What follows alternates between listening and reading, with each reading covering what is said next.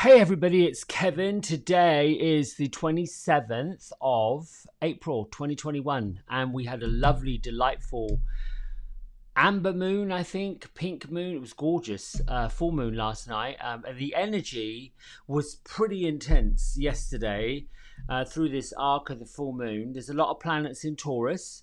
Now, I'm not an astrologer, not pretending to be an astrologer, and if you want some, or an astrologer or an astrological reading, there are a lot on social media. I've got a few wonderful forecast interpretations from Meredith Swain. She also is a fabulous light worker, yoga teacher, and yeah, give her a shout out. Just a beautiful spirit. Delightful, just delightful. Psychic, astrologer, so all of those lovely gifts that she puts into her work. Meredith's Lucky Stars, I think, is her website, and you can find her on social media. So yeah, let's see. Message. I popped on Facebook yesterday. I won't go into too much detail. Yesterday's energy was a little intense, but what I will say is this, and which is why I came on this morning to talk about getting in front of the storm. When things happen to us, and they do, we've talked about how we react to them is important for many reasons, but the biggest reason is the reaction to the things that happen do two things: create growth or keep things stuck. And the reaction always is connected to a pattern that has to be resolved, or, and I've got goosebumps, so now I feel all these energies around me. It's either going to be resolved, let go, and move forward, which is a reflection on the work, this light work, that we've done. Because as each issue pops up, and they do, the way we respond and react to it, based upon the work we've got through, means it becomes something that we're able to move past, or something more work needs to be done. So I'm proud of myself, and you should be too, when you reach the point where what would have bothered you, upset you, got you going, created emotional whatever, no longer does. The grieving process of who you were when you had those reactions, when you went off the deep end, what have you, it's gone. So you're able to replace it, because you already have, with loving, forgiving, wonderful thoughts, so that it doesn't bother you. So all this work I've done gave me the opportunity that when an issue or a situation arose yesterday, as it did, that really upset somebody I'm close to, they were in quite a pickle, but didn't really affect me. And in backwards, it would have done. There would have been a time in my life where I would have had a fit, and it would have got me here, like an internal storm, the kind of thing that you want to just can't rest. So the evolution of bringing in love, bringing in light, removing fear, takes space and it takes practice, but it works. Trust me, it works. There was a time when it was seen as weakness, that, you only meet power with power, you only meet ugliness with ugliness, an eye for an eye, a tooth for a tooth. And yes, sure, I had some lovely people that I love and care about that were saying, this is what you should do, this is what you should do, this is what I would do. And that's in, we all become a mama bear or a papa bear when one of our people gets upset. That's me. I mean, I don't like it when a person takes on someone I love and care about. It really gets me going. And I'm a Scorpio, so I'm pretty intense. Now I've got Leo rising, well, that's the fire, but the Libra keeps it all kind of like going nicely. So I'll wrap all of it up. The last piece of the growth, if you will, is to come to a space that in Sanskrit means bliss and peace. It's known as samadhi. That's the challenge we have. I mean, even when you read scripture about Jesus, or if you go into the sutras, or you go into any text that was at one point put together in order to use as a lifetime guidebook. I'm sure the Torah has some, poets, writers, novelists.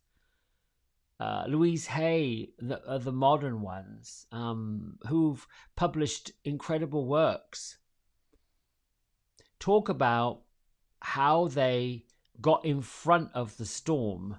And getting in front of it isn't stopping it from coming.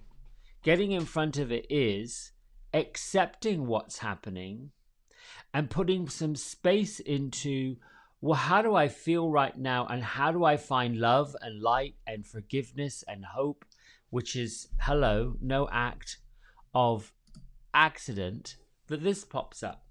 So the two cards I got this morning was hope, love and acceptance. Love is yours, it's recognized, it's your divine worth. And it's where you choose the loving thoughts. And then, of course, the influence, the angel that came with it is this one, Jeremiah, forgiveness.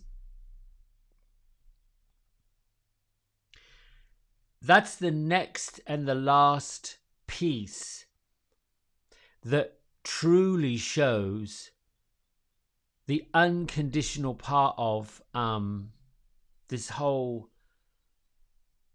point, this whole message today, which is we have to find a way to forgive those who, according to the Lord's Prayer, have trespassed against us,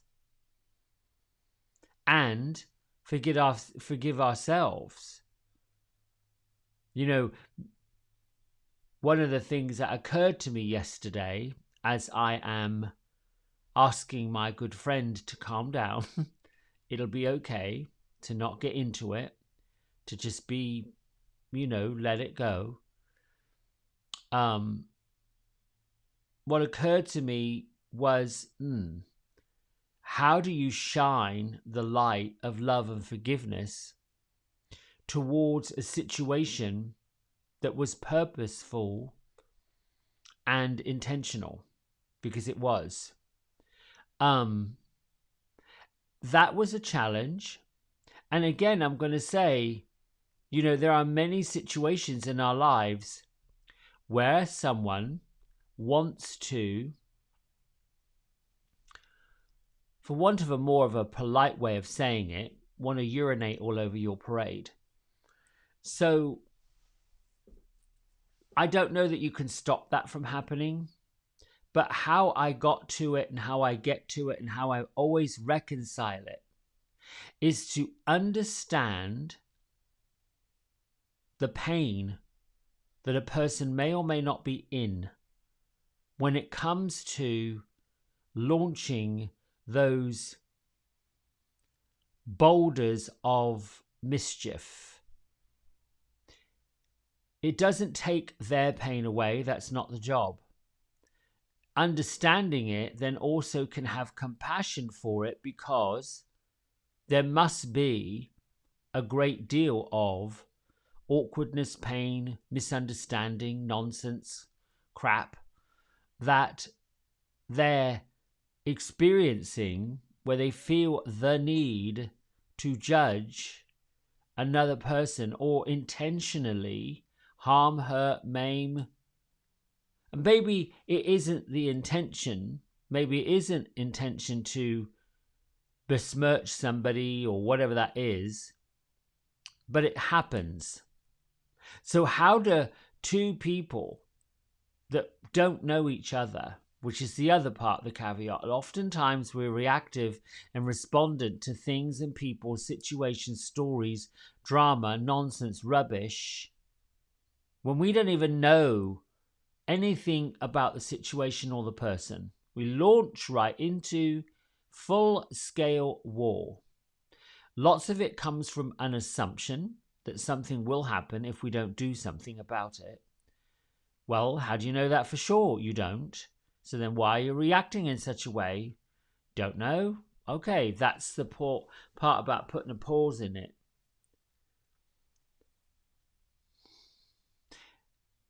I think that we spend most of our now time, our culture, our current culture, and I'm going back maybe 10, 15, 20, perhaps even further, on negative events and the assumption, because of the patterns, if you do this, that's going to happen. If you go there, that will happen. You know, it was fear that created laws that would not allow a couple of souls, people, humans that were different. And I'm talking different races, different sexual beliefs, different understanding. It was fear. It is fear that creates the assumption that somehow when something's different, not seen as being quote unquote, hate this word, normal, that it has to be destroyed, or it has to be mocked, or it has to be judged, or it has to be put to bed, or it has to be whatever. The same can be said with when somebody is blissful and happy and peaceful and loving and kind and caring and all of those things that we should all be and were at some point. When a person sees all of that and they come to that realization, the people that don't have it, that want it, that would like to steal it or urinate all over it, they want it. So they'll do anything they can to basically turn the light off. Well, I know for sure in this past year that light workers, which is myself and you, if you're on this thing and you're listening, we have to step into the alleyway of darkness. We have to look at these shadows, including our shadow self. And then there is this wonderful faith, which comes from hope, that through the transition to getting in front of the mess and knowing that there's faith, that there is a power greater than us that put us here, that says you're here for a reason. This is something to teach you something. It's a hard pill to swallow. When something just despicable happens, especially to someone we love, somehow we have to find a way to have that person that we love accept what happened and then not let it get stuck, not let it become a blot, not let it be a stain in the pathway forward. You know, I feel like folks that have, I'm using this as a euphemism, I don't even know if I've said that right, boulders of mischief that they want to lob everywhere. The pain, the darkness, the hurt in the heart, I wouldn't want it. And yet I recognize in myself that there was a time that I have been guilty of doing similar things. So I'm grateful for the karmic lesson that I've now learned, that it didn't serve me well then, it didn't serve me well now, and now I see it where somebody else has done it, and I don't know how well it's serving them. Yeah. It's actually, too, on a conscious level, really is for me, just sitting here chattering to you. You know, it's really what bothers me about the social media whole thing. It's a bit like, for those of us that have a business, that want to make a living, that want to get out there and want to be seen and known, um, kind of the only way that people find you. I'm sort of researching how else would you get yourself out there. But people hear a name and then it resonates. But here's a good thing. I think I'm asking the guides if I'm complete with this miracles of forgiveness. Yes, they're saying you've done it. You've explained it. It's a transition, using the hope that you can find, and then forgive it. Move on, past it. Done. New day, new dawn. Burn it. But here's the loving thing that happened. I'm going to share this with you. Let's go back to there. Look. And I'm going to welcome comments on this. Where is it? There. Whoosh. Now, imagine that. Cuddled up. How could you find any pain or any craziness or any nonsense or anything when you look at that delightful little boy? I have refrained from pushing the button of, oh yes, you should come here and stay with the hair daddy and all of his other dogs. But that to me is pure, unadulterated, unconditional love. When I look at that face, tears come into my eyes, and I just want to like curl up and say, this is really what life is supposed to be about. It's supposed to be about that joy, that bliss, that samadhi, that feeling that you are such a delightful little fella. And I so just want to, come on. I mean, really, what's one more? I got enough love for the whole universe, so let's just do it. There you go. Done. I want to get to my reading for today, and then we will go into meditation. You should comment below whatever you think, whatever you feel. Like, subscribe, do whatever you want. And if there's a subject that I can get in front of and do, or anything like that you find might be helpful to move past, because I think we are in a topsy-turvy kind of world, and I don't want to make it seem trivial, but if I can help somebody feel better about something, I'm not taking it on, but I could at least lift the mood and give some suggestions as to how you do that. Done. What do we say today? What's 27th? Wow. So this is no accident. So the theme of today's reading is love sets others free. One of love's most challenging lessons is freedom. Much of my life I thought love meant resistance, restraint. I couldn't do this if I loved you. I wouldn't do that if you loved me. Certainly, there are times when love asks us to make choices. But love doesn't limit. It doesn't confine. As I once believed. Love brings with it the gift of freedom. Love teaches us to allow the person we love to do as he or she chooses. It teaches us to encourage the people we love to freely make their own choices, to seek their own path, to learn their lessons and their way in their own time. Love restrains.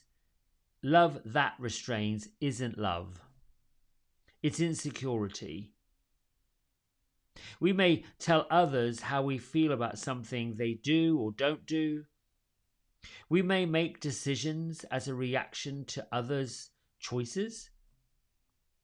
That is our right and our responsibility, but to restrain another is in the name of love doesn't create love. It creates restraint. Love means each person is free to follow his or own heart, seek his or own path. If we truly love, our choices will naturally and freely serve that love well.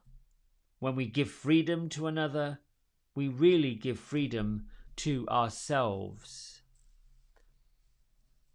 Oh, got goosebumps. You know, that truly is, that's it. We get so hung up on the way love is supposed to be, where it's supposed to feel. We find an attractive person, and then that kind of, there's that blending of lust and that feeling of, ooh, love, and it sort of goes together. Then there are, you know, obviously, right up under there comes the possession, the need to own somebody, the need to say that they are yours and you are theirs. It gets a bit tricky when you go down those aisles. For any of us, myself included, where the love was not requited, didn't come back quite the same way, it was tough to overcome that feeling that you love in such a way it's intoxicating, but yet it isn't responded, or it doesn't come back from the same person in the same way. Sometimes it does. There are those I love, and I'm inspired and I'm empowered by relationships that are just that way, just that it's easy going. I've got several lovely friends, and my parents included, that they just get each other and it's all fabulous. For me personally, I could love the world with all my heart, and do. To allow that in personally, to let somebody come into that inner place, is difficult. I have had several instances where it wasn't requited. In fact, what happened was awful, for me, not necessarily for the other person. Just, I couldn't, you know, when you come from a place of unconditional love, that it's just who you are and what you are, and these things aren't, you know, don't quite work the same way, and it's fine. I'm not blaming people and going into that story. There's a sense that you can't trust it. That's what the physical world is about. It's getting back up. It's learning to trust in the transition that you're going through. Is it better to just love like that anyway and not worry about the consequences of whether you get it back? Yes, for sure. Unconditional. Loving a person when you don't expect them to love you back the same way. And that also works in the reverse. I've certainly had people who've loved me and have wanted to be the one and only, and I just couldn't find a way to make that happen because it wasn't there. I always believe in honesty. I always believe in coming up straightforward and knowing straight away, I'm not stringing somebody along here. I'm going to be honest and say, this might be devastating news for you, and I get it, and tell me how you want me to proceed. Because sometimes people just want to say, get the way, do it, go, have done with it. That makes sense. All right, let's get on with meditation. I'm getting a message from one of those spirit guides that this is getting heavy. All right. I like it when those messages come. Yeah. All right, feet flat on the floor, and let's take a big breath in and clear the space. Anything that's in your heart, in your mind, in your body that is just a bit tough, tight, and needs to be released, just woof, let it go and exhale.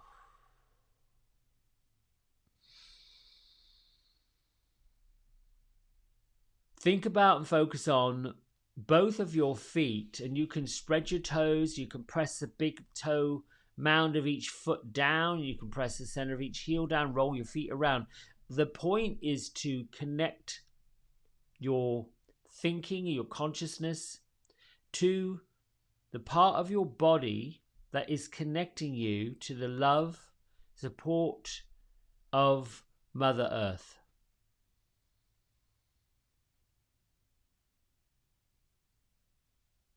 Once you feel the connection to the loving support of Mother Earth that holds you, that carries you, that absorbs all of your woes,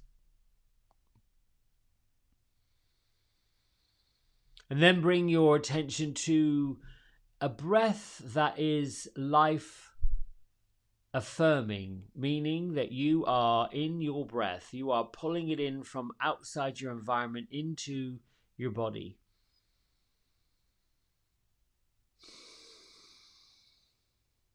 And knowing with this affirmation that the breath that you breathe in is filled with love, filled with light, filled with joy, filled with happy, filled with all of the elements that you are part of.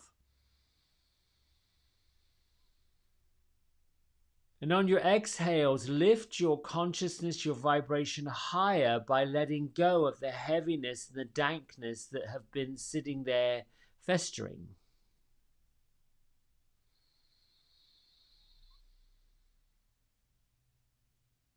Lift yourself up with every inhale. Go higher with every exhale.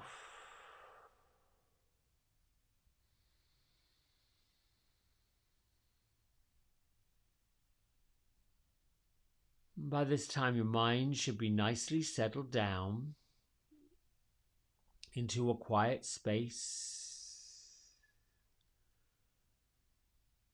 This is always a good time to open up. Put your armor around you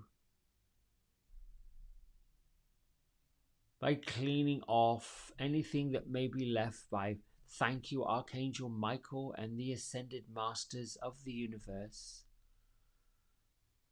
for reminding me that you're here, and thank you so much for being here. I'm grateful for you. It's good to see you and feel you. Thank you for cutting all the ties that bind me to people, places, stories, situations, mischief, nonsense, rubbish, and anything that no longer serves me or my purpose. Thank you for cutting the ties right now. And then you can just see a blue light, healing light, loving light, or you can see a fire, or even that bejeweled, beautiful sword that Archangel Michael carries. Imagine it is waving all around your whole entire being. And see any attachments and hooks, strings, smoke, all that being burned off, cut off, let go, and set free.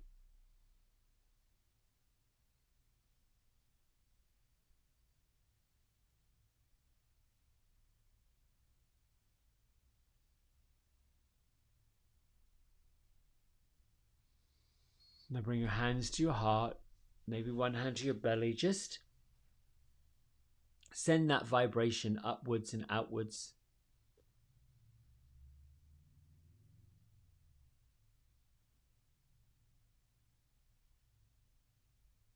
You make your declaration, I am the keeper of my mind and my heart, my body. Deep within the well of my being is an infinite well of love.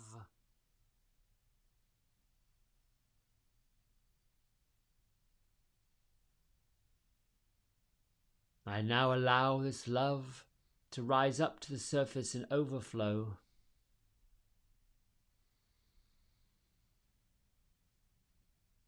It radiates from inside of me and out beyond me in all directions, and then returns to me multiplied.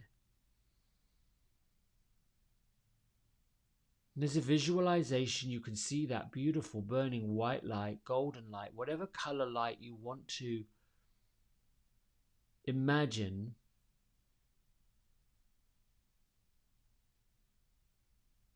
Coming down from way above your head, way past the ethers, way past the universe, everywhere, and flooding you.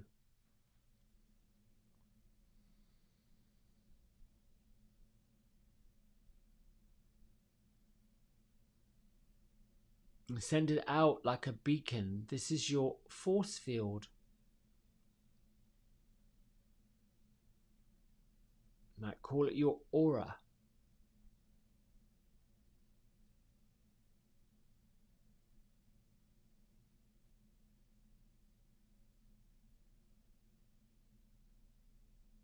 You can make another affirmation similar to I'm a star, and a star is a heavenly body radiating light. I am a heavenly body, I radiate light, and I'm a star. You keep going. It becomes like a little rhyme.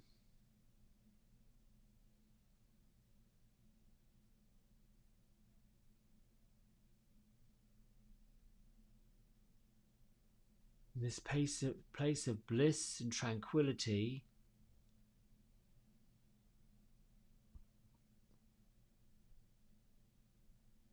if you're choosing to receive messages or you need guidance,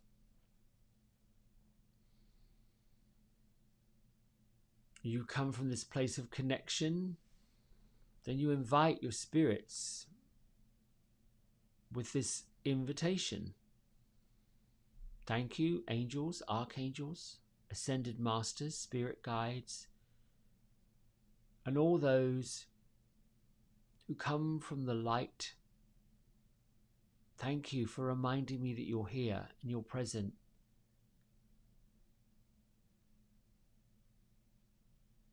Thank you for revealing to me everything I need to know about the situation.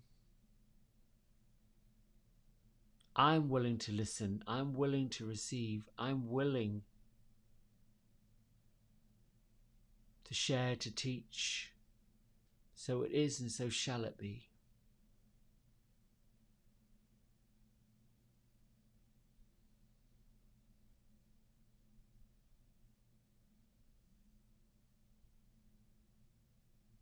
Just allow yourself that peacefulness, that quietness.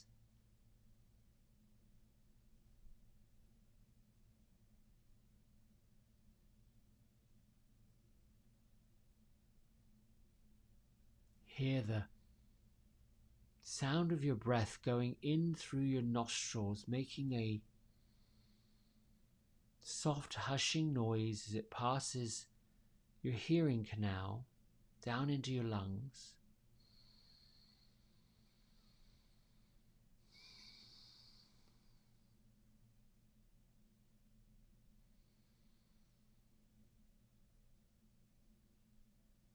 Now with your mind focused on your third eye center,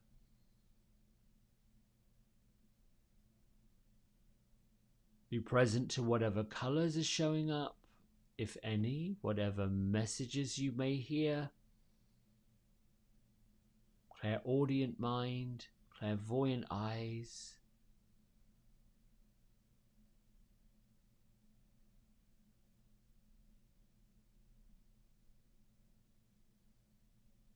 Be aware and conscious of whether you are forcing or seeking, or letting it flow.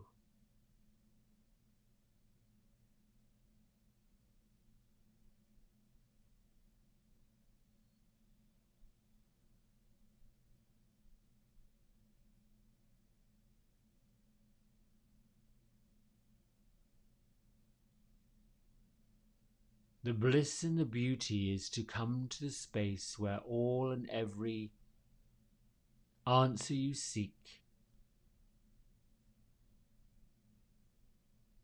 is delivered unconditionally without resistance.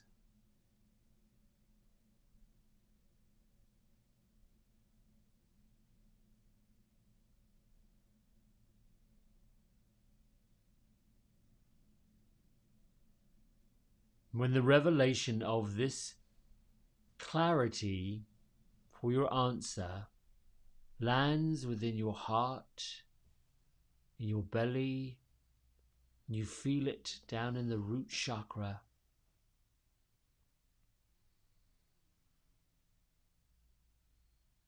and you know the feeling of being clear, that is the time you say thank you.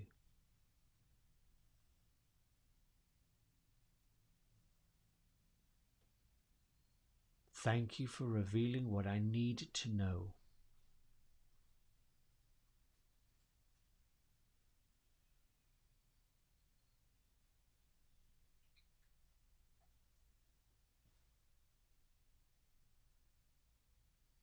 When what you need to know is not revealed,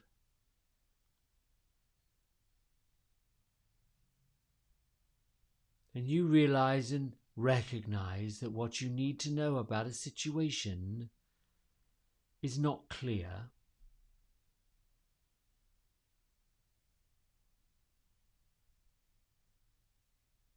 and you accept this, then you got what you needed to know. It's not the time to know.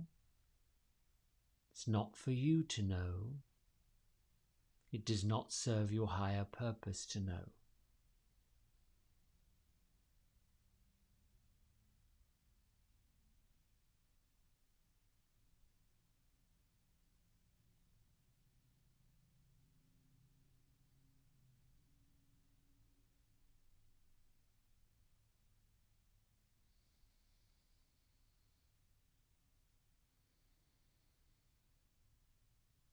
Let the meditative process feel like a spiritual wash.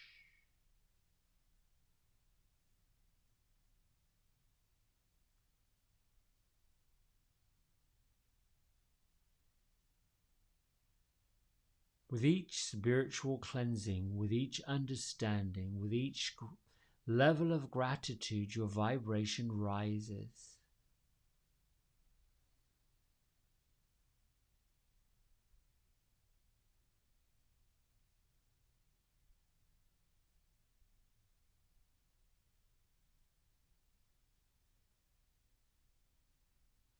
Keep a sense of love and grace, gratitude and acceptance within your being.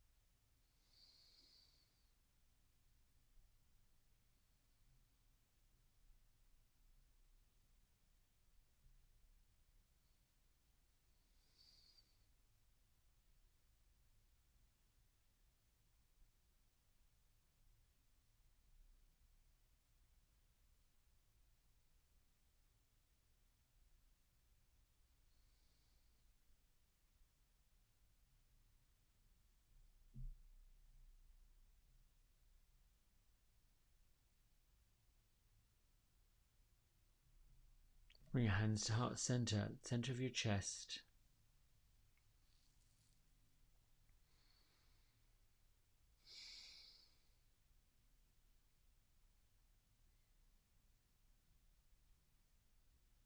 Pay attention to be mindful how you feel right now. The softness, the peace, tranquility, the bliss.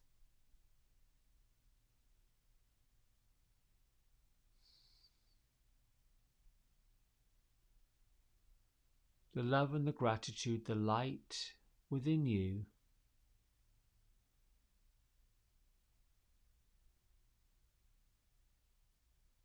May it radiate and shine brightly out from you.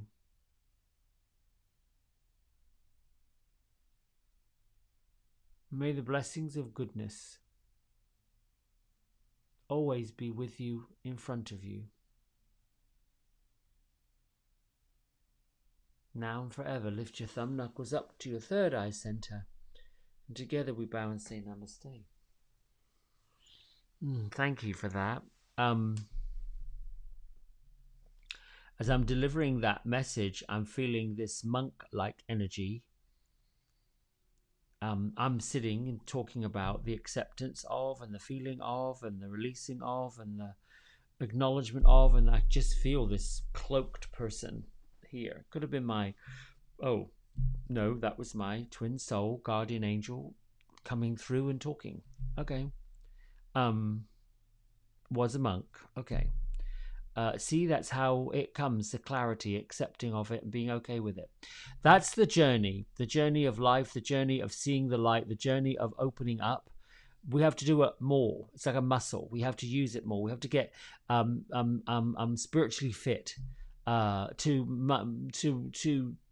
really work this course in life. Because it's ever evolving, ever changing. And the challenge we're running into is people don't want it to change. They don't want it to move. They don't want it to evolve. And that includes when we did it. We didn't want it to change, didn't want it to evolve, got stuck. It really is all fear. It really is all fear. So when you come across somebody who is in the middle of a crisis, a fear, lobbing the boulders of nonsense,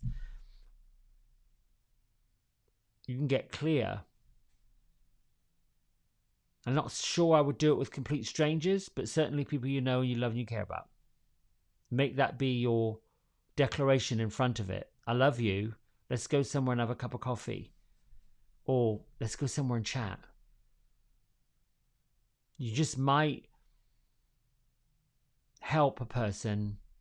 And if you do that, if you get to that point, you've done what you needed to do. That's what really we need to do. Anyway. Listen, have a great Tuesday. It is, yeah. I'll see you tomorrow morning. Bye.